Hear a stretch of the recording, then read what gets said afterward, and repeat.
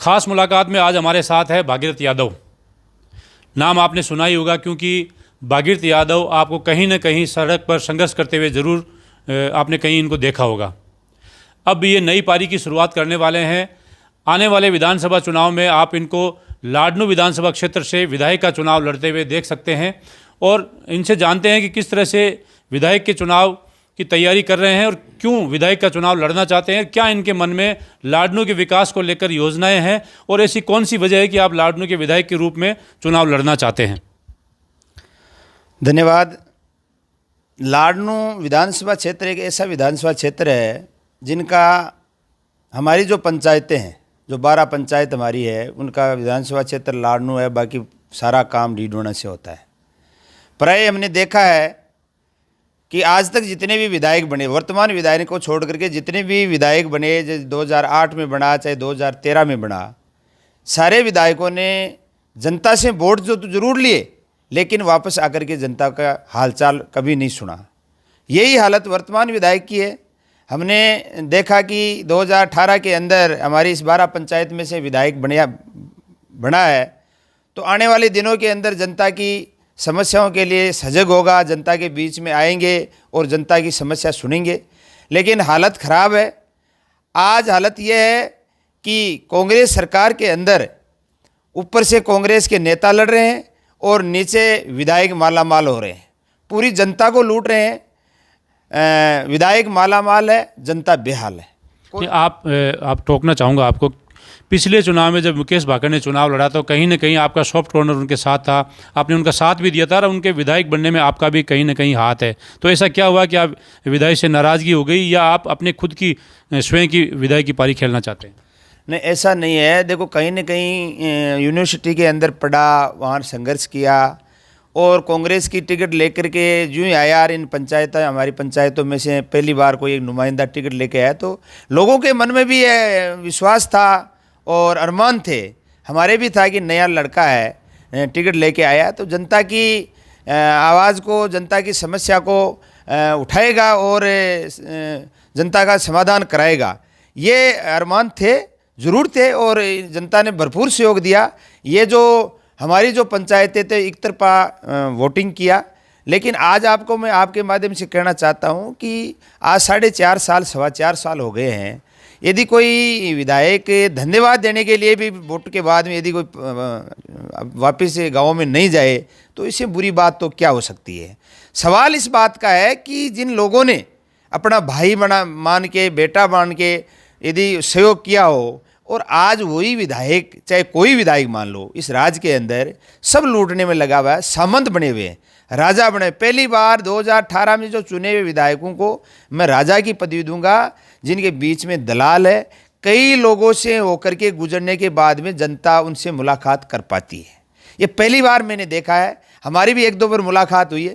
तो ये मन में के अंदर हमारे टीस है, हम जनता की बात सड़कों पर उठाने वाले लोग हैं। जनता के की न्याय की बात, जनता की जो भी समस्या है उसको सड़क पर हम समाधान करवाने वाले लोग हैं। और आज जिस तरह का जनता के साथ में सलूक हो रहा है, इनसे हमें बड़ा नाराज़गी भी है, गुस्सा भी है। और हम सोच रहे हैं कि जो लोग यदि थोड़े से दिनों के अंदर अपने आप को राजा मानने लग जाए, अपने एक अलग महल बनाने लग जाए और लोगों की समस्या नहीं सुने, तो इससे बेहतर यही होगा कि जनता के बीच में जाकर के हम उस जनता का नेतृत्व करें। ये हमारा थोड़ा सा मन में है। जिस तरह के राजनीतिक हालात बने हुए राजस्थान में, ऊपर अशोक गहलोत पायलट की लड़ाई, दूसरी तरफ वसुंधरा और बीजेपी की लड़ाई, ऐसे हालात में किस तरह से आप मानते हैं कि तीसरे मोर्चे की क्या संभावना है और क्या आप मार्क्सवादी कम्युनिस्ट पार्टी से ही चुनाव लड़ेंगे या तीसरा मोर्चा कहीं कोई बनता है तो उससे आप चुनाव लड़ने के लिए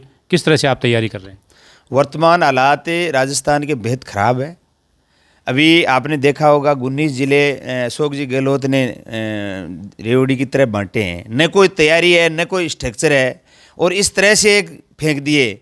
अब लोग असमंजस में हो रहे हैं कि कौन सा जिला बनेगा या कौन सा नहीं बनेगा। एक नाव से 2 जिले डीडवाना और कुचामन, अभी हमें पता नहीं है कि डीडवाना बनेगा या कुचामन बनेगा, कोटपुतली बेरोड, और ये हालत बनी हुई है। दूसरी ओर वसुंधरा जैसे पायलट साहब 4.5 साल बाद में अभी आकर के प्रगटे हैं कि इसकी जांच होनी चाहिए। मैं तो कहता हूँ जहाँ शुरू में जब आपने माथुर आयोग बनाया तो वही एक मेलाफाइड आप का था, कोई आयोग नहीं था। प्रॉपर आयोग बनाया होता तो उसकी जांच भी होती। तो ये सचिन पायलट और गहलोत साहब की कुर्सी की लड़ाई है, और दूसरा वसुंधरा जी और ये बीजेपी की लड़ाई है। वसुंधरा जी बीजेपी को ठीक करना चाह रही है, बीजेपी वसुंधरा जी को ठीक लगाना चाहती है। तो इस वक्त के अंदर अभी राजस्थान की जनता वास्तव में तीसरा मोर्चा की ओर देख रही है। राजस्थान में तीसरा मोर्चा अब की बार बढ़ने के पूरे आसार है। और हमारी पार्टी भारत की मार्क्सवादी कम्युनिस्ट पार्टी, जो 2008 के अंदर हमारे 3 एमएलए थे, बीजेपी और कांग्रेस के बाद में तीसरी बड़ी पार्टी थी, अभी हमारे 2 एमएलए हैं, अभी आरएलपी के 3 एमएलए। तो राजस्थान के अंदर अभी तीसरा मोर्चा की पूरी संभावना है, और तीसरा मोर्चा बनेगा क्योंकि कांग्रेस और बीजेपी दोनों से जनता तंग आ चुकी है इनके भ्रष्टाचार से। हमारे जो नागौर के विधायक हैं, सांसद हैं, माफ़ कीजिए, हनुमान बेनीवाल, वो तीसरे मोर्चे का नेतृत्व करने के भरसक प्रयास कर रहे हैं। वो आप पार्टी के साथ भी जा सकते हैं, सचिन पायलट को भी साथ ले सकते हैं, वो ट्राइब्यूनल को साथ लेने के लिए और अलग अलग रणनीति कर रहे हैं। तो क्या आप किस तरह से मानते हैं कि हनुमान बेनीवाल की पार्टी आरएलपी है, वो किस तरह से नेतृत्व तीसरे मोर्चे का कर सकती है? हनुमान जी बेनीवाल नागौर के सांसद भी है और देश की पार्लियामेंट के अंदर पिछले जब से वो सांसद बने उन्होंने अनेक मुद्दों पर जनता की आवाज़ को बुलंद किया है, और आवाज़ ही जनता की, जो नौजवानों की आवाज़ को उन्होंने बुलंद किया है। राजस्थान के अंदर की जहाँ जहाँ गहलोत सरकार की विफलता आई और इनका मिलाजुली का खेल हुआ तो मुखर होकर के आवाज़ उठाई है। क्योंकि आपने देखा होगा राजस्थान के अंदर कामरेड अमराराम के नेतृत्व में बड़े बड़े आंदोलन लड़े गए। शेखावाटी के अंदर एक नाम कामरेड अमराराम का, अखिल भारतीय किसान सभा, भारतीय कम्युनिस्ट मार्क्सवादी का, चाहे वो कर्जा माफी से लेकर के 2008 बिजली की दरों का हो, चाहे 2005 बिजली की दरें बढ़ाने का हो, या 2017 के अंदर कर्जा माफी की बहुत बड़ी लड़ाई लड़ी, और उसी का परिणाम हुआ कि आज टोल फ्री वसुंधरा को करना पड़ा, 8,000 करोड़ रुपए किसानों को देना पड़ा। तो राजस्थान के अंदर यदि अमराराम जी और हनुमान जी बेनीवाल दोनों यदि साथ मिलकर के, दूसरी आम आदमी पार्टी, सबको यदि साथ लेकर के चलते हैं, तो मैं कहता हूं कि राजस्थान में एक तीसरा मजबूत विकल्प खड़ा होगा, और जनता दोनों नेताओं के पीछे बड़े विश्वास के साथ में खड़ी होगी, ये मेरा मानना है। एक और आपसे बात करना चाहूँगा, नागौर जिले के परिप्रेक्ष्य में बात करूँगा कि वर्तमान में जिस तरह से नागौर में कांग्रेस का वर्चस्व है, भारतीय जनता पार्टी के पास केवल 2 सीटें हैं, बाकी एक आरएलपी के पास है। तो आप नागौर जिले की राजनीति को लेकर क्या कहना चाहेंगे, अगर और आपकी जो पार्टी है मार्क्सवादी कम्युनिस्ट पार्टी, उसका आने वाले चुनाव में क्या रोल रहेगा? नागौर जिले के अंदर वर्तमान परिस्थिति के अंदर मैं तो ये कहना चाहूँगा कि जो वर्तमान कांग्रेस की सरकार है, खुली छूट विधायकों को लूट की दे रखी है, उनके हाथ में कैंची दे रखी है, सबके जेब कतरो विधायकों को खुली छूट दे रखी है। जो पोस्टिंग कराता है उससे भी पैसे लेते हैं, पोस्टिंग करने के बाद में कोई अधिकारी रहता है, टिकता है, उससे भी पैसे लेते हैं। नगर पालिका, नगर निगम के अंदर यहाँ के ईओ जो है वो यहीं ट्रैप हो जाते हैं, और 2 महीने बाद में ट्रैप होकर के बहाल हो जाते हैं वापस। ये हालात नागौर जिला के अंदर कांग्रेस की है। पहली बार गहलोत गांधी जी अपने आप को कहते थे, पहली बार भ्रष्टाचार के रूप में गहलोत सरकार ने सारे रिकॉर्ड तोड़ दिए, विधायकों को खुली छूट दे दी। विधायक खुला लूटते हैं, चाहे थाने से हो, तहसील से हो, एसडीओ कार्यालय से हो, नगर निगम, नगर पालिका से हो। तो मैं नहीं मानता। और विपक्ष के अंदर जैसे जन आक्रोश यात्रा भारतीय जनता पार्टी निकाल रही है, और पूरे सेंटर से लेकर के नरेंद्र मोदी जी जिस अरमानों के साथ में जनता से वोट ठगे, 2014 के अंदर ठगे, फिर 2019 में ठगे, तो लेकिन आज भी जनता, नागौर की जनता या राजस्थान की जनता दोनों पार्टियों पर विश्वास नहीं करिए। यदि हमारा तीसरा मोर्चा मजबूत होगा तो मैं कहता हूँ नागौर के अंदर आप आश्चर्यजनक परिणाम देखने को आपको मिलेंगे, जो कभी नहीं मिले। ये दोनों पार्टियों का सफाया होगा, और तीसरा मोर्चा मजबूती के रूप में नागौर में उभर के आएगा।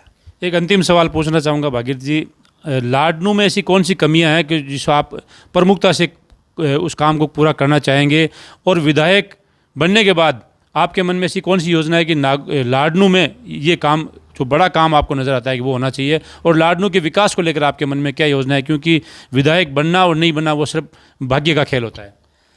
मैं आपकी बात से सहमत हूँ। हम कोई विधायक बनने की बात के लिए कोई नहीं बैठे हैं। हमें विधायक बने या न बने, चुनाव लड़े या न लड़े, हमारा मकसद है जनता की मुद्दों को सड़क तक ले जाए, प्रशासन तक ले जाए। और जनता, हमने बार बार लड़ाइयाँ लड़ी है और सरकारों को झुकाया है, चाहे वो राजस्थान के परिप्रेक्ष्य में देखें तो चाहे भैरू सिंह जी सरकार हो, वसुंधरा जी की हो, गहलोत जी की सरकार हो, हम झुकाया। लेकिन आज राजस्थान के अंदर नागौर जिला का सबसे बड़ा मुद्दा है हमारे पानी की समस्या। आज पूरा का पूरा इलाका सूख गया है। यदि आप बात हो, गंगानगर में नहर आ सकती है, आप जैसलमेर के अंदर नहर आ सकती है, बीकानेर के अंदर नहर आ सकती है। यहाँ तो मृदाओं का शासन था एक छत्र। नागौर के अंदर जब 1977 के अंदर पूरे हिंदुस्तान में कांग्रेस हार गई थी, तभी एक सीट उत्तरी भारत से नागौर जीता था नाथूराम जी मिर्दा। आपको टोकना चाहूँगा, नहर का पानी तो वैसे आ चुका है, चाहे वो कोई भी सरकार लाई होगी, लेकिन नहर का पानी तो पहुँच चुका है। मैं इस पानी, ये पीने का पानी है, मैं सिंचित पानी की बात कर रहा हूँ। सिंचित पानी 1962 के अंदर जब रामनिवास जी मिर्दा राजस्थान में हमारी विधानसभा में थे, उस टाइम में एक नक्शा बनाया हुआ था, आज तक वो वैसा का वैसा पड़ा है। पीने के पानी की समस्या आज 60-65 साल बाद में 2017 से शुरू हुई है, 2010 से शुरू हुई है। हम पीने के पानी की समस्या का भी पूरा का पूरा समाधान नहीं हुआ है, ये भी भ्रष्टाचार की बुआते हैं। लेकिन मेन समस्या हमारी है सिंचित समस्या, और हमारा बहुत बड़ा नागौर का भूभाग है। यदि यहाँ नहर का पानी सिंचित आ जाए तो हमारा यहाँ का किसान बहुत बड़ा खुशहाल हो जाए, और राजस्थान के अंदर पहला जिला होगा जो पूरे हिंदुस्तान का पेट भर देगा। ये हमारा नागौर जिले में ये नहर का पानी आने से ये फ़ायदा है। बाकी बहुत सी ऐसी समस्या मुंबई खड़ी है, यहाँ कोई सुनने वाला है ही नहीं। आपको आश्चर्य करोगे, दलित के ऊपर अत्याचार होते हैं, अल्पसंख्यकों की वोट लेने के लिए कांग्रेस आगे आ जाती है अल्पसंख्यकों के वोटों के लिए। लेकिन जब बात आती है, मैं कहता हूं केंद्र सरकार ने सीएए लेकर के आई, नागरिक संहिता कानून, हमारी पार्टी भारतीय कम्युनिस्ट पार्टी बिना किसी वोट की बात करिए मुखर आवाज़ उठाई कि केंद्र की सरकार, मोदी की सरकार मुसलमानों को टारगेट बनाया है। और मैंने खुद बेरी या मुसलमान इलाकों के अंदर जा के लोगों को लड़ाइयाँ लड़ी, समझाया, लेकिन कांग्रेस कभी भी सामने नहीं आई। ये तुष्टीकरण की कांग्रेस की नीति है, सदा ही इनको ले डूबेगी। आज दलित, अल्पसंख्यक और निचले तबके की यदि कोई लड़ाई लड़ने वाला है तो हमारी भारतीय कम्युनिस्ट पार्टी, और तीसरा मोर्चा होगा भविष्य में जो इनकी लड़ाई को मजबूती से हम लड़ करके और प्रशासन तक पहुंचाने का काम करें। ये थे कॉमरेड भागीरथ यादव, जो आगामी विधानसभा चुनाव में आपको लाडनू से चुनाव लड़ते हुए दिखाई दे सकते हैं। और इनका मानना है कि तीसरे मोर्चे की राजस्थान में प्रबल संभावना है, और राष्ट्रीय लोकतांत्रिक पार्टी और भारतीय कम्युनिस्ट पार्टी और अन्य कोई आप पार्टी या अन्य कोई पार्टी इनके साथ मिलकर अगर तीसरा मोर्चा बनाती है तो राजस्थान में प्रबल संभावना है कि तीसरे मोर्चे की सरकार राजस्थान में बन सकती है। अब देखना ये होगा कि भागीरथ यादव इस चुनाव को किस तरह से लड़ते हैं, जनता के बीच में कैसे जाते हैं, जनता इनको किस तरह से स्वीकार करती है, ये भविष्य के गर्भ में छुपा हुआ है। सहयोगी आसिफ के साथ हनीफ खान, डीडवाना।